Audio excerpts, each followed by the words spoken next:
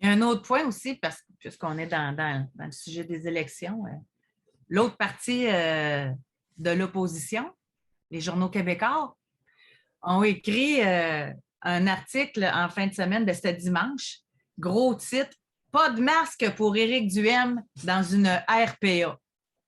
Oui.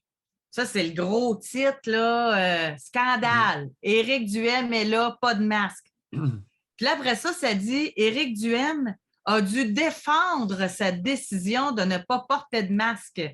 Mais c'est parce qu'il n'y en a pas de recommandation de la santé publique qui disent de porter le masque. As-tu vu à la télé les images? Non, je n'ai pas regardé la télé, par exemple. Ben, j'ai vu. Et c'est une gang de petits vieux en RPA, mais il n'y a pas un petit vieux qui portait le masque. Personne. Et la distance était maintenue. Il prononçait un speech à peu près à 3 mètres des plus proches.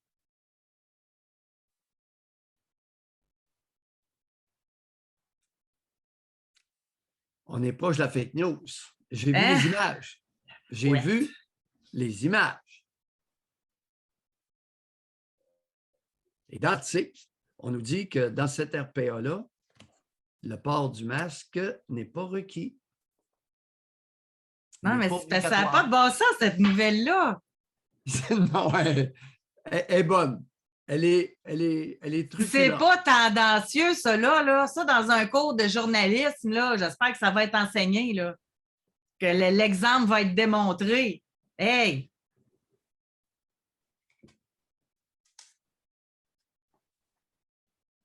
Parlant de journaliste, il y en a un qui m'a vraiment... Richard Latendresse.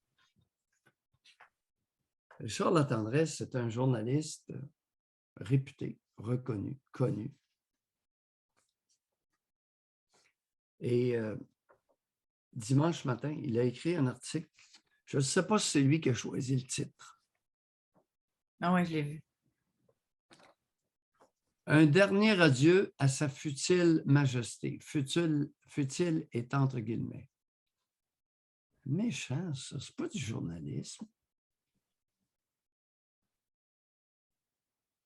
Il est envoyé comme journaliste à Londres.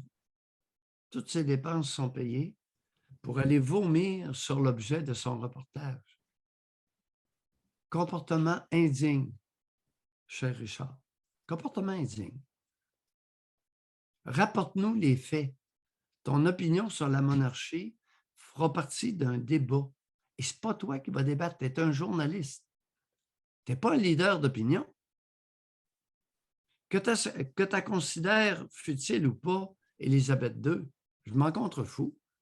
Dis-moi qu'est-ce qui se passe là. Dis-moi que c'est la plus grande réunion des chefs d'État au monde, probablement, qui n'est jamais survenue. 5 premiers ministres. L'actuel, 4 précédents. Ont enfilé leurs culottes puis sont allés à Londres ce matin.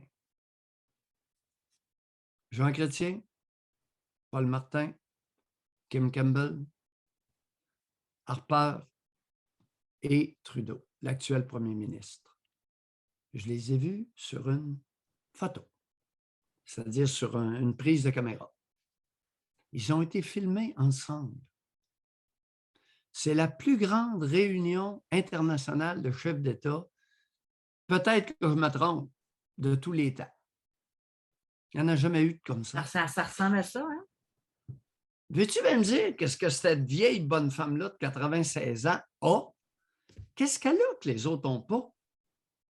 Un coup de téléphone, puis ça débarque de partout dans le monde. C'est quoi l'intérêt des chefs d'État du monde entier de se rencontrer là, excepté Poutine? Poutine n'est pas là. Ils ne sont pas tous là. Mais il y en a un maudit paquet. Je ne sais pas si Clinton, Billy Labitte est là. Joe Biden est là avec sa conjointe. Mais le Canada... Il doit y avoir de la sécurité, hein? Écoute, Et la sécurité. José, c'est... Et, sais-tu qu'est-ce qui m'a fait plaisir? La police, des militaires et des policiers en civil dans la foule. C'est chien, hein? C'est chien pour les crottés. José, tu n'as pas le droit de faire ça. Britannique, les amis, praxis, pragmatisme, concrétude. Pia, pia, pia, les Français. Pia, pia, pia, les Italiens. Britanniques, qu'est-ce qu'on fait, les amis?